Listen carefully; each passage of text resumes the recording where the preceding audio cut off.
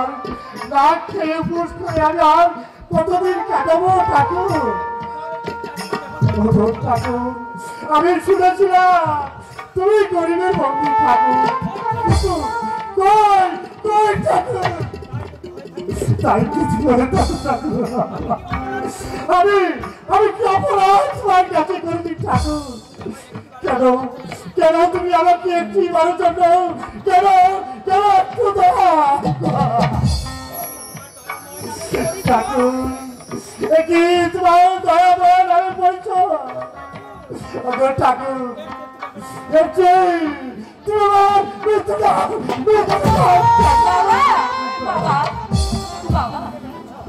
কি হয়েছে?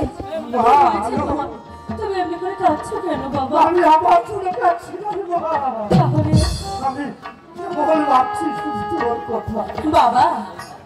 কত কখন আছে কতদিন চলে যায় তোর মুখে আমি একবার টাকা দিতে পারি না।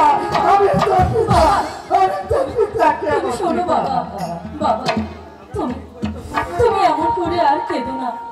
আমরা গরিব হয়ে জন্মেছি, কিন্তু ভগবানের ইচ্ছা। তুমি তুমি কোনো দুঃখ করো না বাবা। বাবা সে কথা বলে আমাকে এত দুঃখ দিচ্ছি। আমি আমার জন্য কখনো চিন্তা করছি না, আমি শুধু ভাবছি বাবা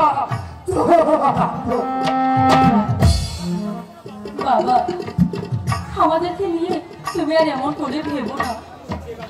তুমি তুমি আমাদেরকে যেভাবে রাখবে আমরা সেইভাবেই থাকবো বাবা, সেইভাবেই থাকবো।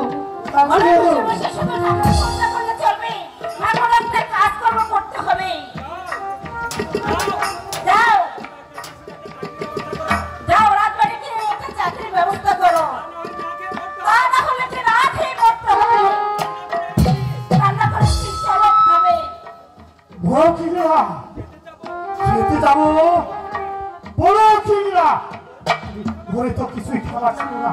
তুমি তুমি চাও চাও কোথায় পেলে এলা বলো? সকালবেলা আমি রাজবাড়িতে গিয়েছিলাম, রানীমা আমাকে দেখে বললো আমার মা তোর মুখটা তো মলিন দেখাচ্ছে কেন? তখন আমি বললাম আমাদের ঘরে কোনো চাল ডাল কিছু নেই রানীমা।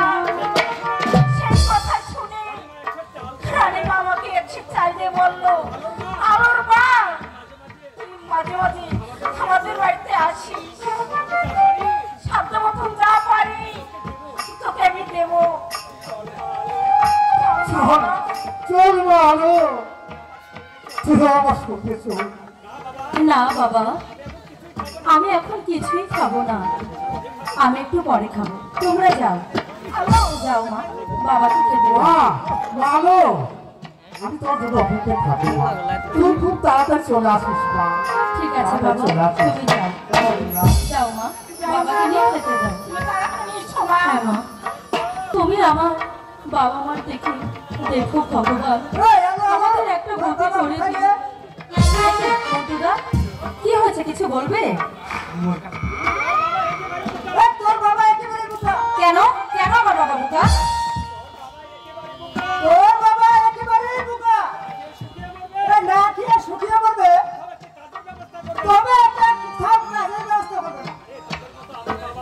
আরে তোদের মতো আমাদের মা বাবাও গরিব ছিল, এখন ওই রাজবাড়িতে চাকরি করে যা দুঃখী বসে পা তাকে আমাদের দিন চলে যা। তোর মা বাবা যদি ওই রাজবাড়িতে চাকরি করে তাহলে তোদের কোনো অভাব থাকবে না। সত্যি বলছো বন্ধুরা? হ্যাঁ তোর বাবাকে এই সব কথা বলবি।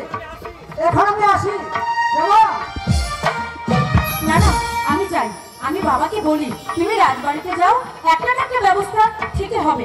আমি এক্ষুনি গিয়ে বাবাকে বলছি।